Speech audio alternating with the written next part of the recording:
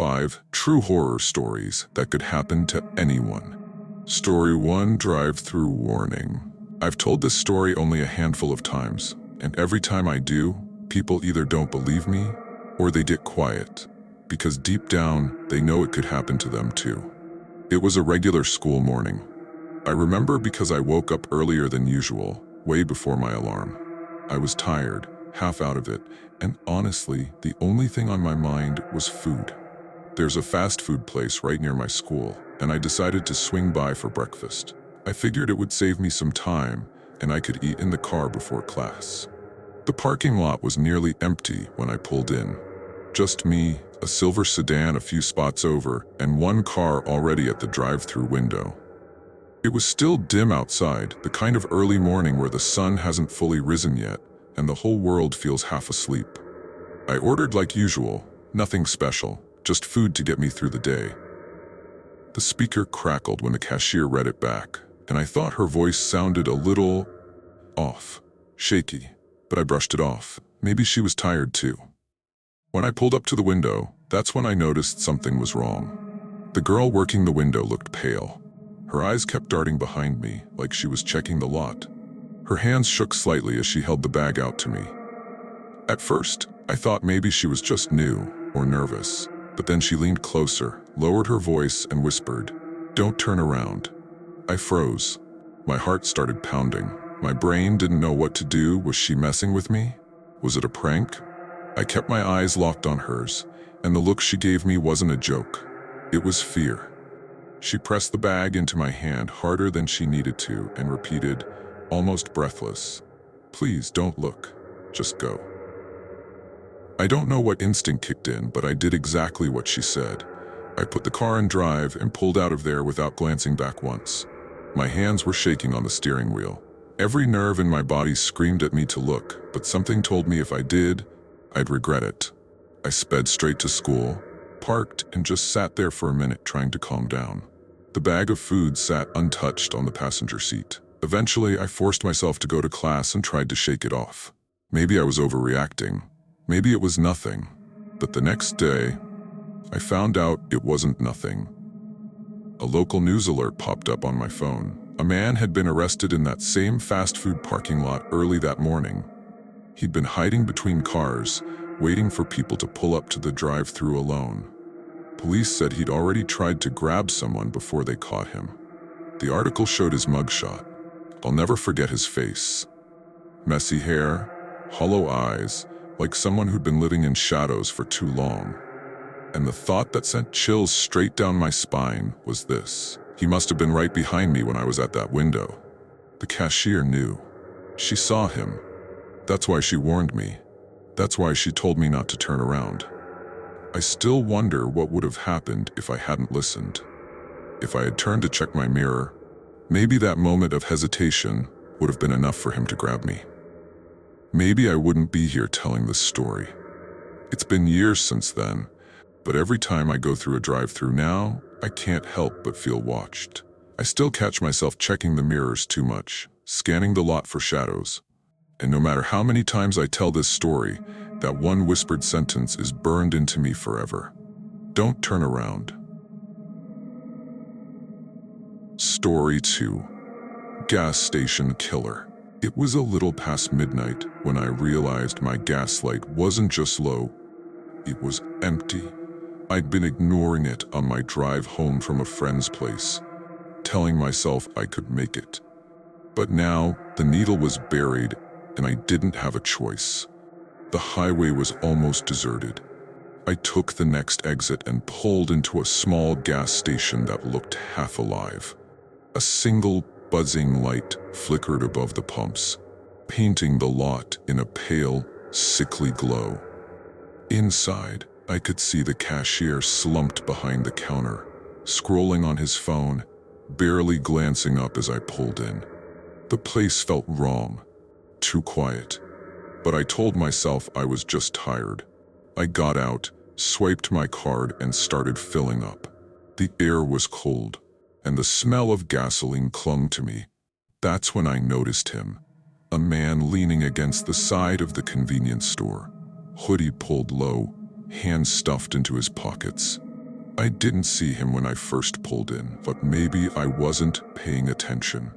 He stood up straight and started walking toward me, slow and casual. "Hey," he called out. His voice was rough, like gravel. "Car won't start. Think you could give me a hand?" He gestured vaguely toward the far corner of the lot, where no cars were parked. My stomach sank. I forced a smile. "Sorry, man. Don't have jumper cables." He didn't stop. Step by step, he kept moving closer. His eyes weren't on the pumps. They weren't on the supposed car. They were locked on me, and more specifically on my unlocked driver's side door. Every nerve in my body screamed to move. I pulled the nozzle out early, gas still dripping, and shoved it back onto the pump. My hand shot out and slammed the lock down on my door. The click echoed way too loud in the empty lot. That's when his whole act dropped. His walk turned into a lunge. He rushed at my car, grabbing the handle and yanking so hard, the entire frame shook. The sound of metal straining filled the air. I stumbled back, heart pounding so hard it felt like my chest might crack open. He pulled again, his face slamming against the glass, breath fogging the window. His eyes were wide, wild, hungry. I didn't think. I dove into the passenger side, scrambled across the seat, and jammed the keys into the ignition with shaking hands. The engine roared to life just as he yanked one more time. The door rattled, but it held. I slammed the car into drive, tires screaming as I tore out of the lot. In my rearview mirror, I caught one last glimpse of him, standing under that flickering light, watching me speed away. By the time I got home, my hands were trembling so badly I could barely get the key out of the ignition. I sat there in my driveway, chest heaving, telling myself over and over that it was just some creep, some desperate guy looking to scare me. But a week later, I turned on the news. The headline made my blood run cold. "Man arrested in gas station murder." His face filled the screen. Same messy hair, same hollow eyes, same hoodie pulled tight around his face. The anchor's voice explained that he'd attacked a woman at another station not far from mine. She hadn't been as lucky. I sat frozen, staring at the TV, every sound around me muffled, except for the echo of his hands slamming against my car door. My throat went dry. I could still smell the gasoline, still hear the flicker of that buzzing light. And then it hit me. If I'd hesitated for even a second, if I'd tried to argue, or if I hadn't locked that door when I did, it could have been me. I still stop for gas, of course. I have to, but I never ever do it late at night anymore. And even when it's broad daylight, I check every corner of the lot before I step out. Because I saw his face. I was right there. And I know what he was capable of. And sometimes, when I'm pumping gas alone, I swear I can still feel eyes on me, waiting for the one moment I let my guard down. Story 3. The crazy lady on the bus. For months, the bus was just part of my routine. My car had broken down, and until I saved enough to fix it, public transit was my only way to get home after late shifts. Normally, I didn't think twice about it. The bus was quiet, predictable, and after a long day, I could just zone out with music in my ears. But there's one ride I'll never forget, and I swear, every time I tell it, people lean in a little closer, like they're trying to decide if it really happened. It was a Tuesday. I remember because I'd worked later than usual and missed my regular bus. By the time I got to the station, the place was almost deserted. A cold wind cut through the lot, and the overhead lights buzzed like they were struggling to stay alive.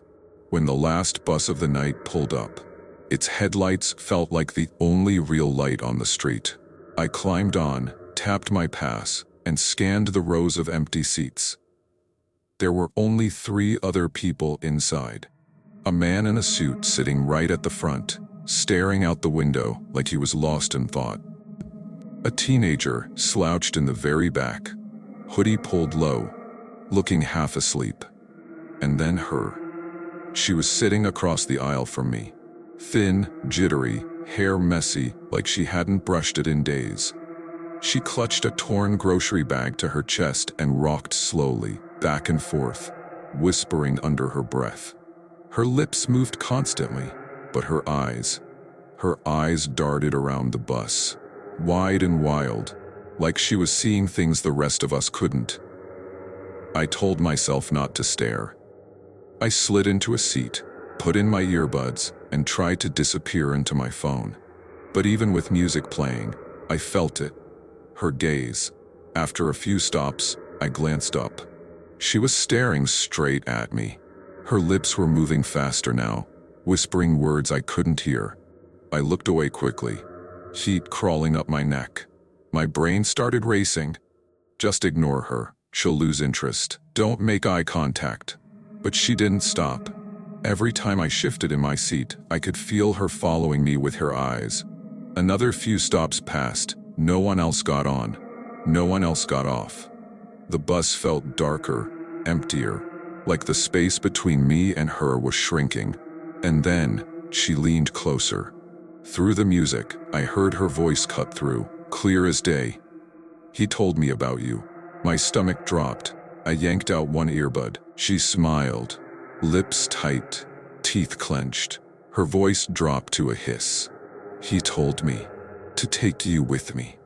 My skin went cold. I forced myself to stand, pretending I was just getting off at the next stop. My legs shook as I moved toward the back door. The bus slowed, brakes hissing. I gripped the railing so hard my knuckles turned white. That's when it happened. She dropped the bag she was holding. It spilled open across the aisle. Cans of food, scraps of paper, and something small and sharp that clattered against the floor. I didn't get a good look, but I swear it was a pair of scissors, the blades glinting in the fluorescent light. Before I could process it, she lunged. Her hands clawed at my jacket, nails digging into the fabric. Her face was inches from mine as she screamed, "He told me to take you." The sound of it rattled through the whole bus. The driver shouted, slamming the bus to a stop. The man in the suit finally turned, eyes wide. The kid in the back jerked awake. The driver rushed over, grabbed the woman, and hauled her back. She fought like an animal, kicking and thrashing, her screams turning into garbled nonsense. The door hissed open, and I stumbled out, almost falling onto the sidewalk. My legs carried me faster than I thought possible. I didn't stop running until I couldn't hear her voice anymore. Later, I found out she'd escaped from a psychiatric hospital earlier that evening. But that's not the part that still wakes me up some nights. The part I can't shake is what she said. Because when she lunged at me, when her eyes locked on mine, and her mouth twisted around those words, I swear she said my name. And I never told her who I was. I never rode the bus again. And even now, whenever I walk past a bus stop, I can't help but glance over my shoulder, half expecting to see her waiting. Story 4: The School Hallway Stranger. People always say schools are creepy at night, but in my experience, early mornings are worse. This happened during my junior year. I had a huge test first period, and for once, I wanted to be prepared. I left the house extra early, hoping to cram at my locker before the halls got crowded. When I pulled into the lot, it was nearly empty. Just a few teachers' cars lined up by the main entrance and the janitor's truck near the side. The sky was still dull gray, the kind of light that makes everything look lifeless. The moment I stepped inside, the air felt wrong. The smell of floor wax and cleaning chemicals hung heavy, sharp enough to sting my nose. My shoes squeaked against the tiles, every step echoing like I was walking through a cavern.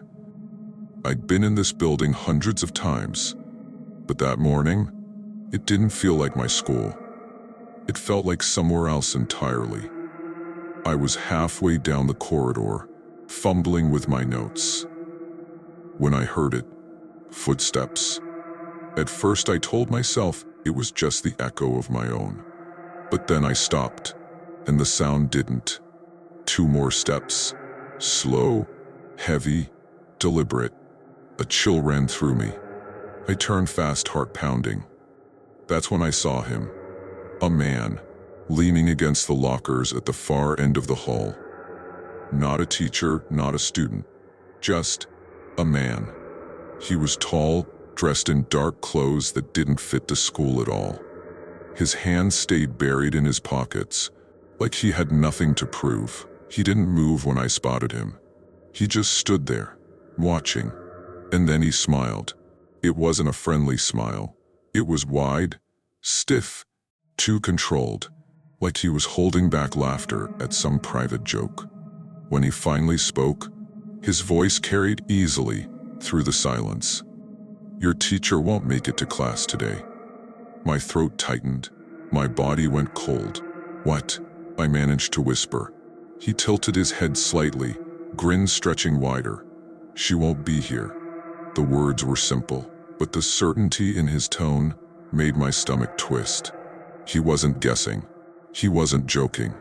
He was telling me something he already knew.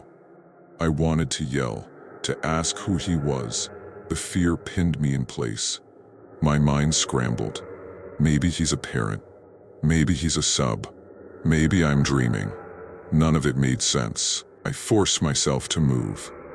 Slowly, I started walking toward the office. I didn't run. Running felt like it would trigger something. My pulse hammered in my ears, each step louder than the last. Halfway there, I glanced back. The hallway was empty. When I reached the office, a few students had started arriving. Their voices, their laughter, it almost convinced me I'd imagined the whole thing. Maybe I was just exhausted. Maybe my brain was playing tricks on me. But then first period came. We sat at our desks, notebooks out, pencils ready. Minutes passed. Our teacher never arrived. The room filled with whispers. Kids joked about her being late or oversleeping. But I sat frozen, my stomach in knots. When the principal finally walked in, the look on his face said everything before he even spoke. There had been an accident. Our teacher's car had been found wrecked on the side of the highway that morning. She wasn't coming. Gasps filled the room. A few kids cried, but I couldn't react. I couldn't move, because I already knew. That man had told me. And here's the part I'll never shake. He didn't say a teacher. He didn't say someone won't make it. He said your teacher. Mine. Like he knew exactly which class I was headed to. I never saw him again. Not in the school, not in town, not anywhere.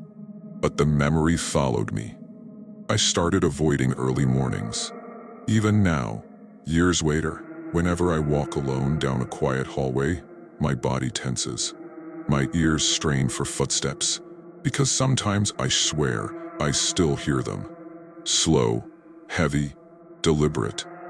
And in the silence, his voice returns, calm and certain, echoing through my head like it did that morning.